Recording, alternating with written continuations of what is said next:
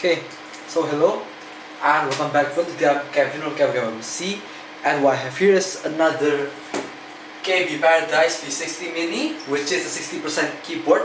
I've reviewed one before, overviewed one before, which is this, my Alps KBParadise V60 Mini. Let's see if it's actually in focus. Today I'm using this Sony 16mm f2.8, so hopefully it's in focus. Let's focus back down, and as you can see it's pretty different. Yeah. So I actually got two of these with real boxes, which is quite rare, I'd say. This is my Alps one, which you can see right here, yeah, Alps. Focus, okay, good. Let's focus back down. So this is the one. I got like a ton of switches, like 74 switches. I think I got like more like 78 switches with that one. And this I actually got some extra switches also. So let me come back to this one later, yeah. So oh shit, I just scratched it. Okay, and so for this one, it is actually the same thing. Only thing is that, as you can see, this thing has these side print legends, which is pretty cool, I'd say. I do not look at the keyboard and typing, so I'm not really gonna use the writing on the top. That's why I like this thing a bit more. And also this thing, see? This. And from what you can probably hear, see? This is a linear board. And not only linear, it's silent. See? So you might be asking, like, did I just get something with some MX silent reds? No. Silent blacks? No, I got these things. So I got a Matias quiet linear board, which is these red Alps style switches, and this is the front print version. So everything's same as the board. Same as the box. Let me go show you the blue switches here. So before that, this and this.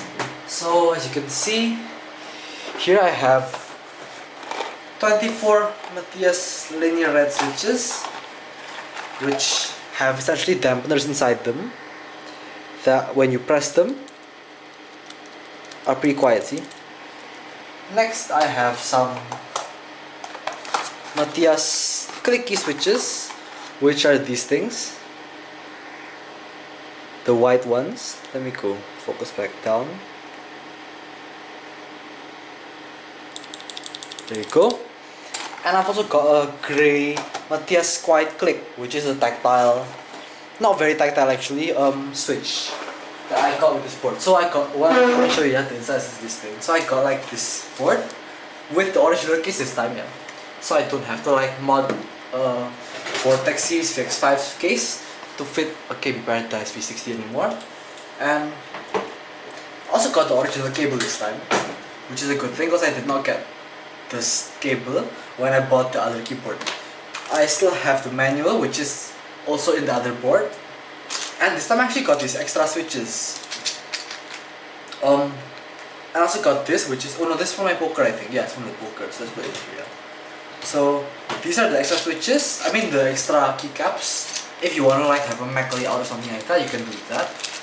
And you have like this ESC on the bottom or top or something like that, yeah. And also you got this, which is this extra one loop, what you call this thing? Quiet click. Let me go show you. So this is the quiet click. This is supposed to be a tactile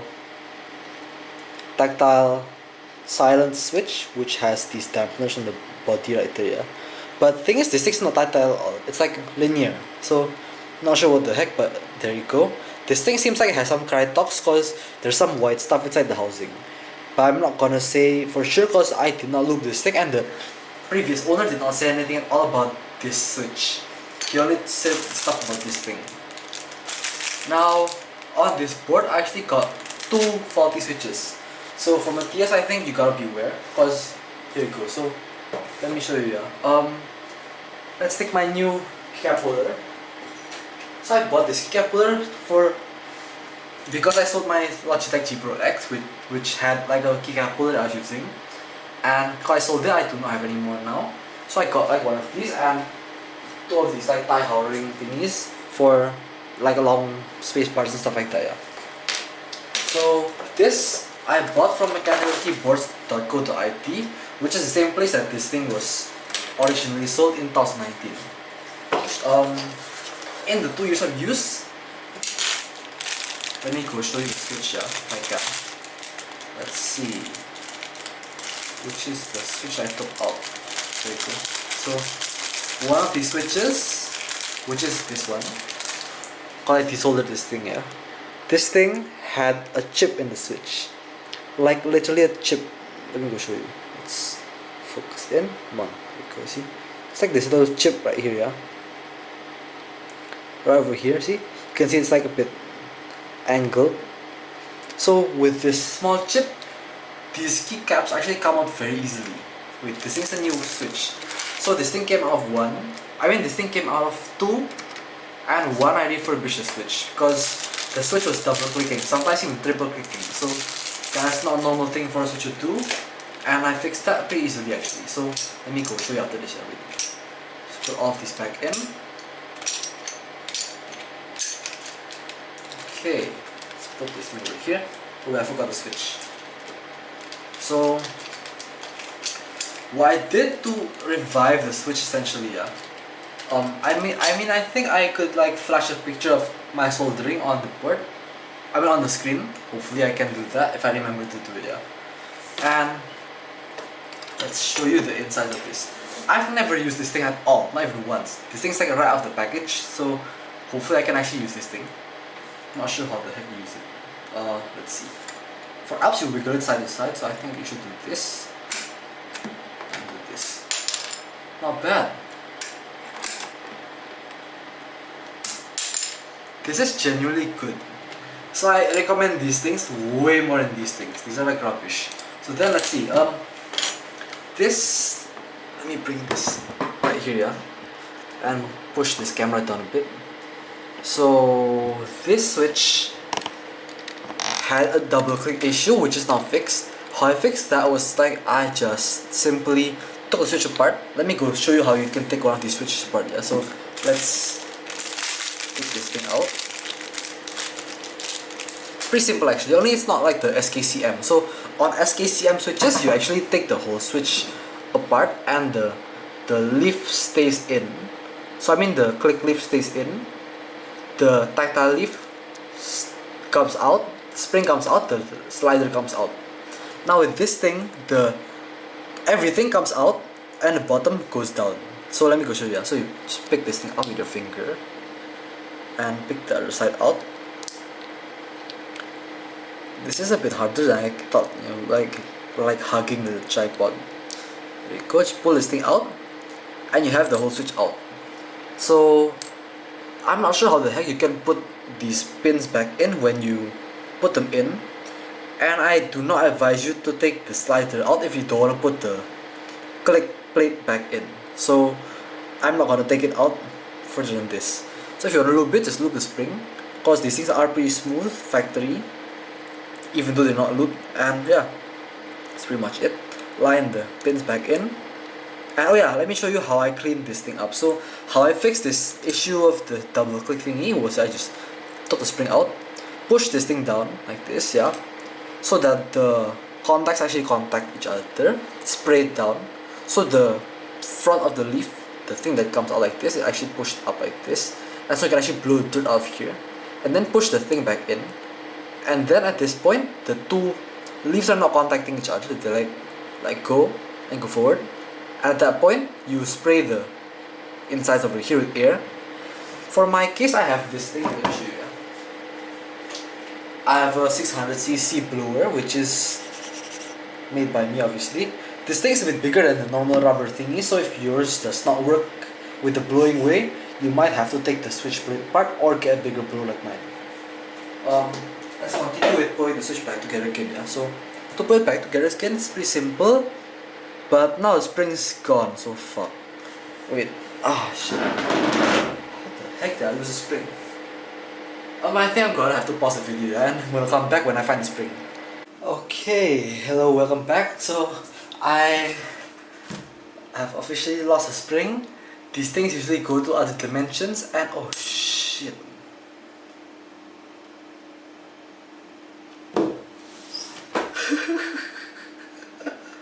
Okay.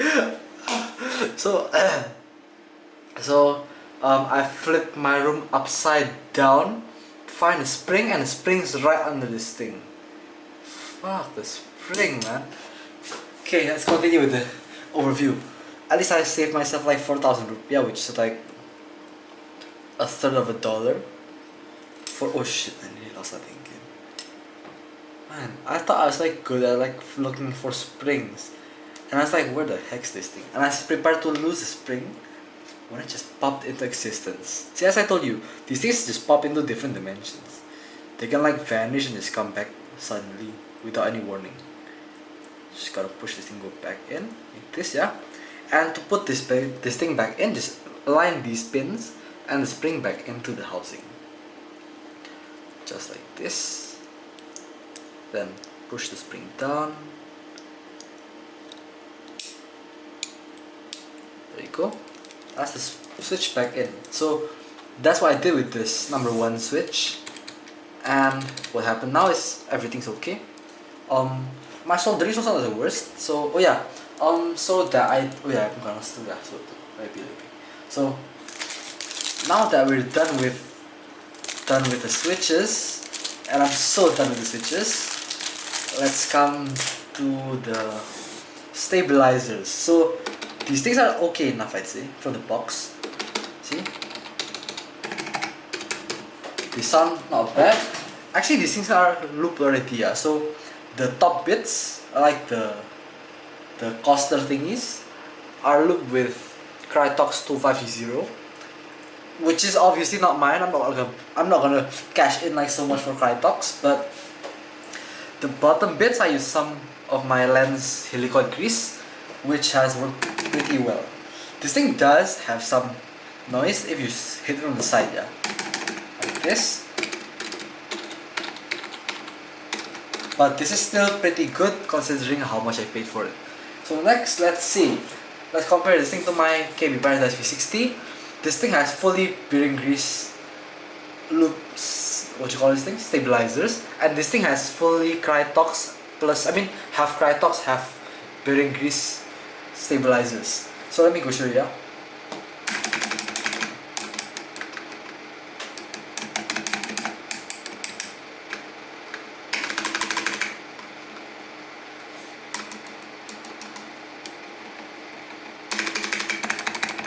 So this thing rattles on the left, this thing rattles on the right. See? And these stabilizers are perfectly straight. Like I tell you, perfectly straight. You put the stabilizer on the floor, you press one side, it will not come up. So these are like, I'm not sure how the heck you finish these things, but yeah. This is pretty much how they are. Then shift, left shift.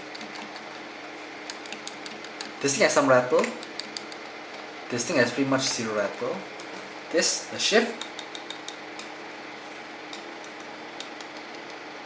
They both have a slight bit of rattle. Enter.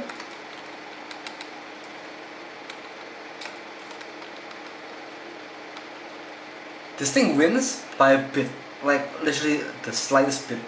Then this thing is better on the backspace. So as you can see, I'm pretty spotty when it comes to like looping stabilizers. I'm not that good at like, why the fuck is there an insect over there, man? I'm not that good at like having every single stabilizer work perfectly, so that is not what I can do, at least now, yeah. But what I'm gonna say is these things are both equally good if you just wanna type, cause see? This thing does have some ping, as you can see, yeah.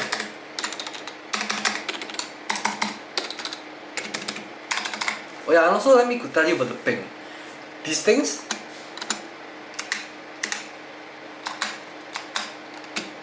have less ping overall, which I think can be attributed to the dampeners on the stem. But aside from the stem, you can find quite a lot of like rattle on the what you call this thing, on the stem, where the stem hits the housing essentially, like where the stem, I mean the rails hit the housing, hit like the guide rails on the side. That's where these things have their sound from. See? See? They're pretty noisy because of that. If you press them one by one, they sound like nothing, but if you press them like on angle, see?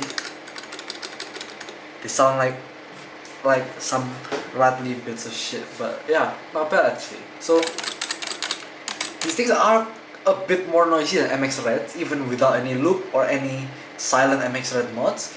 These things are, yeah, noisy.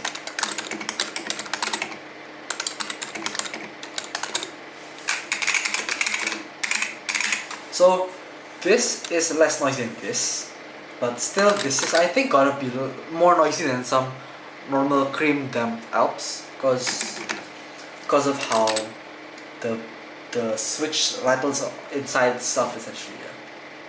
Yeah. For the functions, they're pretty much the same. This thing still has no RGB, although I do see some RGB pads on the inside of the motherboard. Like when I took the switch out, the pads actually had like this plus and minus on the bottom of the switch, which I think you can actually put an LED on. And if you put an LED on this thing, it might look sort of odd, I think, because of how what you call this thing? Like why the heck would you want Alps port if you want RGB, man? So then next, let's continue on with this. So lights. For the arrow keys, you can actually use these as arrow keys on these two ports, like the shift as up, win as left, menu as down, and control as right. Right. So you can do this essentially. But because this thing has the original frame, and this thing has the VX5 Vortex series frame, let me go show you. Yeah, if you turn on the LED, if you turn on that mode which has the arrows working. Where the fuck's the port? Okay, there you go. See? So if you want to make the arrows actually work, this light will appear to be pretty bright. Let's turn this thing off. So as you can see, this thing is pretty bright. Wait, let's focus down. See? The light's like really bleeding out right there, see? Help you focus, see? And this thing I've already put some tape above the LED so that it doesn't like bleed out. And I thought like, why the heck did KBParadise design such a port? But on this original frame, which is black frames do not reflect as much light as white frames, like this this VX5 frame. So what happens is you only have this slight glimmer of light, which is not even visible right now. Yeah, let me go turn this thing back on. Off, on, off, on. You can see a slight little bit right there, yeah, but not very much. Before I did that, you can actually see some, but I put some tape above the above the LED on both of these already. So, but then still, even though both of these have tape, you can see the difference pretty obviously. And under all these tape lines, I've put some tape, electrical tape, which is this stuff, rubbery tape, for like the softer feeling when you hit the bottom. Okay, next up, let's see. Caps lock, they both are pretty bright. Although I think this is a bit brighter. If you can remember this brightness, yeah. Let me go turn this thing off. Let me go focus down over there. I think I'm gonna have to turn this light on so you can actually see a bit clearer. Let's see. Okay, so you can see the LED right there, yeah. Okay, I think the V60 Foca is actually a bit brighter. Let's see. On this Foca version, see, so it's quite a bit brighter on this one because of the white housing, I think. And yeah, and also I think these things have like slightly more recessed LEDs inside, which is quite odd, being that they're from the same. Actually, I don't think so, but yeah, not sure. And next, let's see, what else can I say about this thing? Oh yeah, for this port, you actually have this dip switches which control a lot of things. I'm not sure what at this moment, but you can actually refer to your own what you call this thing, owner's manual guide thingy. These are like what the switches do, which is not what I'm gonna be delving into. Next, let's see, what can I talk about this thing? Pretty much nothing. People say these keycaps are ABS, but I don't really believe that, but let me go show you the ABS keycap. So, let's see. ABS keycaps are a bit more sticky to wind, but does this feel like PVT? Oh yeah, and by the way, this is a K box white. Wait, let's see. Not sure if these things are PVT or ABS, but they sure are pretty good in my fingers. And I can type quite fast with these things, so this is okay enough for me. Then I'm pretty much running out of things to say, I think. Oh yeah, I think let's go on to like the sound test, which is probably what all of you want to hear, I think. I'm gonna be comparing these two because it's actually the same board, just with different switches. And on one day, I think I might push some 61, what you call these things?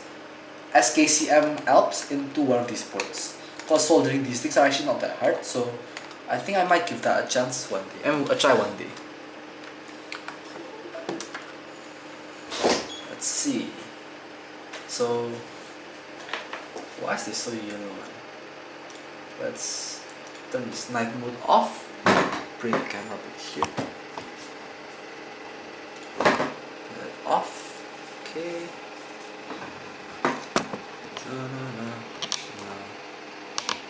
So I'm gonna start out with the KBParadise V60 Matias Quiet Linear. 60 seconds of monkey type. How's this so bright, man? Let me go turn this light off. Turn this guy on. There you go. Nice. Now let us start.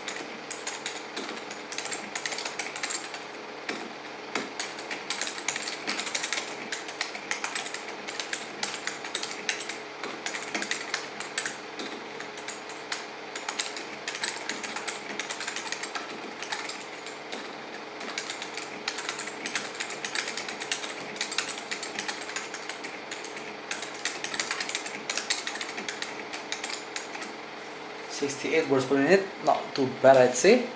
I'm not very used to having this keyboard like right over here. I'm more used to it going forward, but because I have a tripod in front of my seat, I'll have to do this. So let's continue with the non-dampened, clicky, noisy, clacky Alps, the Foca Alps. 60 seconds again, let's go.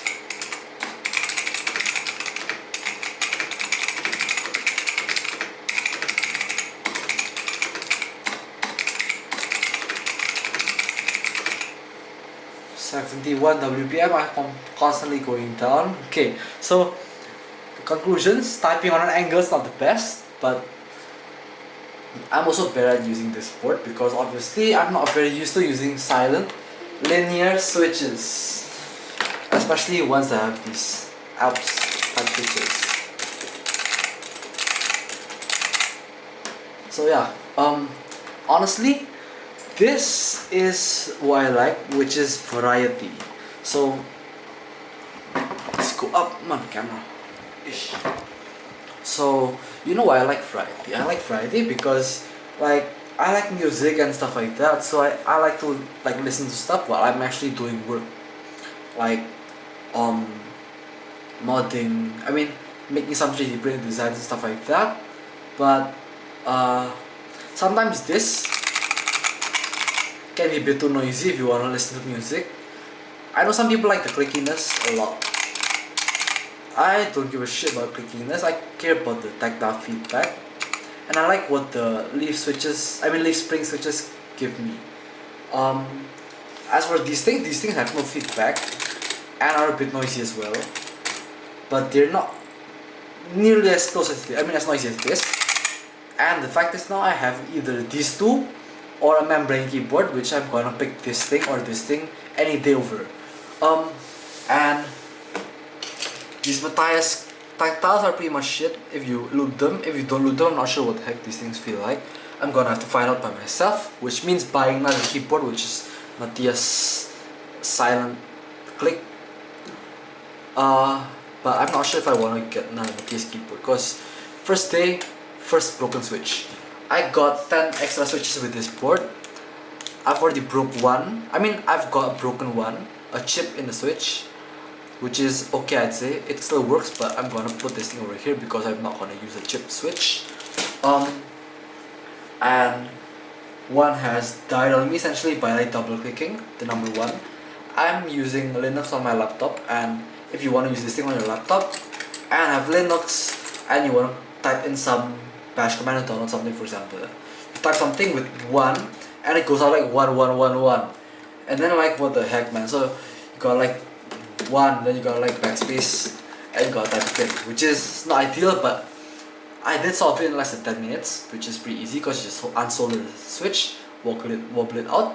Not like cherry switches, you do not have to like use this thing to like pull the fucking thing out, then like wobble the shit out of it. Then after that you gotta like pinch the fuck out of it like this and just yank it out. You don't have to do that with these things. With these Alps boards, you can use your finger and like wobble it out slowly like that. So just solder one foot, pull it this way, solder this foot, pull it this way, slowly you're gonna take the thing out. And you should be safe doing that. Yeah, so that's pretty much it, I think, for the overview of these keyboards today. More on the Matias one, yeah, so thank you very much for watching. Hope you like it. And if you're gonna buy a KBParadise V60, I do recommend you get Alps, because Alps are nicer than pretty much any MX switch. I do like these, these things? These double click, these things? Aristotle switches, but because I have no keyboards that accept Aristotle's, I'm not gonna use this thing first. And this housing is pretty much shit because Aristotle's break all the time. Kill boxes. This is the this thing? Pale blue. And I've also got a box white, which is over here. The box white sounds way louder than pale blue. See? But these things are for another project because I only bought these things when I bought these things to get free shipping. Because if you, in Indonesia, if you buy like a ton of stuff, you actually get free shipping, and I just happen to like need a little bit more stuff before I could actually get free shipping.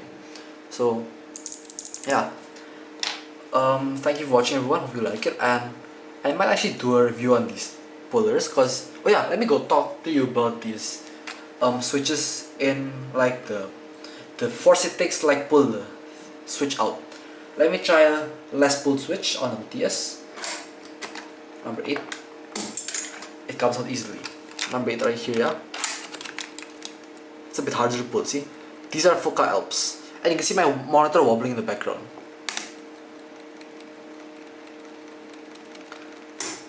There you go. So what I'm gonna say is Matias actually is a bit easier to remove the keycaps on. Like real SKCM Alps are even harder to pull out than these.